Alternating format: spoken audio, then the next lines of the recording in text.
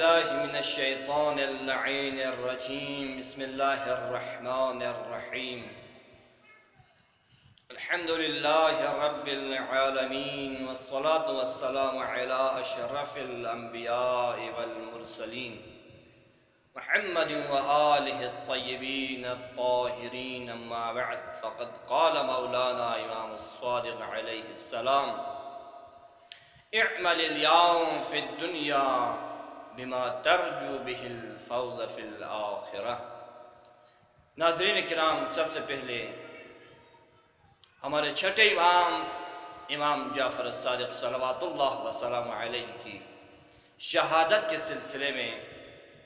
آپ تمام عزیزوں کی خدمت میں تعزیت اور تسلیت عرض کرتا ہوں۔ اس کے بعد چنانچہ آپ لوگوں کی خدمت میں امام کے احادیث میں سے ایک حدیث آپ لوگوں کی خدمت میں نقل ہوا، اسی کا ترجمہ کر کے ہم اپنے اصل موضوع کی طرف آتے ہیں۔ تو امام نے فرمایا اعمل اليوم فی الدنیا، آج اس دنیا میں ایسا عمل انجام دو، ایسا عمل کرو بما ترجو به الفوز فی الآخرہ، جس کے ذریعے آخرت میں نجات کی امید پیدا کر سکو۔ تو عزیزان محترم، آج کا ہمارا اصل ٹاپک ہے کیوں شیعہ مذہب کو فقہ جعفری کے ساتھ منسوب کیا گیا،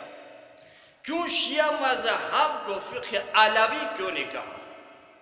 فقہ حسنی کیوں نے کہا، جی فقہ حسینی کیوں نے کہا، فقہ سجادی، فقہ باقری کیوں نے کہا، شیعہ مذہب کو فقہ جعفری کے ساتھ کیوں منسوب کیا گیا؟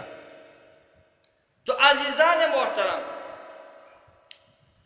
جب بھی یہ سوال آپ کے ذہن میں آئے تو ایک اس نکتے کی طرف ہمارا توجہ رہنا چاہیے کہ ہر امام نے ہر دور میں اپنے امامت کے دور میں دین مبین اسلام کی تبلیغ کے لیے، دین اسلام کی ترویج کے لیے، دین مبین اسلام کی اشاعت کے لیے اپنا ہر ممکنہ اقدام، ہر ممکنہ کوشش کیا ہے۔ کسی نے سکوت کی صورت میں اسلام کی تبلیغ کی ہے، کسی نے صلح کی صورت میں اسلام کی تبلیغ کی ہے، کسی نے قیام کی صورت میں دین مبین اسلام کی تبلیغ کی ہے، لیکن شیعہ مذہب کو فقہ جعفری کے ساتھ منسوب کرنا اس وجہ سے ہے کیونکہ اکثر روایات، اکثر حدیث امام کی طرف سے منتقل ہم تک پہنچے ہیں، اکثر روایات امام جعفر الصادق کی طرف سے نقل ہوا ہے۔ اس وجہ سے شیعہ مذہب کو فقہ جعفری کہا گیا، وَإِلَّا ہر امام نے اپنے دور میں، اپنے امامت کے دور میں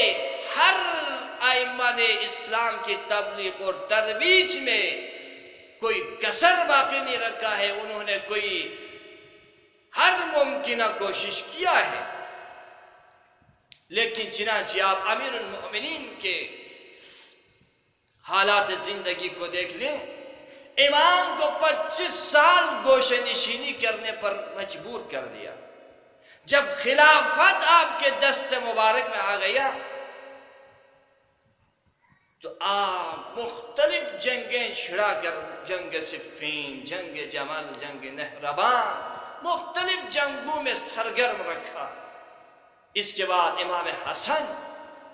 معاویہ نے مختلف سازش، مختلف چالاکیوں سے، مختلف قسم کی حرکات سے امام کو زیر نظر رکھا۔ اس کے بعد امام حسین کو تو آپ بہتر جانتے ہیں، امام زین العابدین کو واقعہ عاشوراء کے بعد ایسی حالت پیدا کی، آپ مجبور ہو گیا کتابت کے ذریعے، کتابوں کی صورت میں آپ کتابوں کی صورت میں تبلیغ شروع کر دیا۔ تو عزیزان محترم، فقہ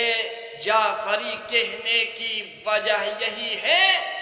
کیونکہ اکثر روایات، اکثر احادیث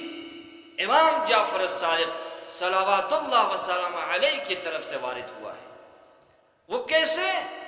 چنانچہ جب امام جعفر الصادق مقام امامت پر جب پہنچا تو اس وقت امویوں کا زوال تھا اور عباسی حکمرانوں کا ایک آغاز ہو چکا تھا۔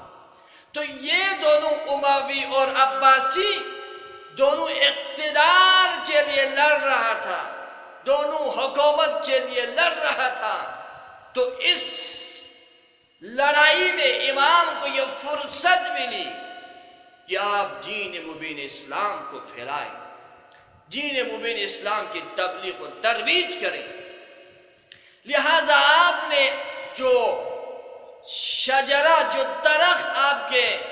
والد محترم بزرگوار نے، امام محمد باقر نے لگایا تھا، اس کو پرثمر کر دیا۔ اپنے گھر میں درس و تدریس کا سلسلہ شروع کیا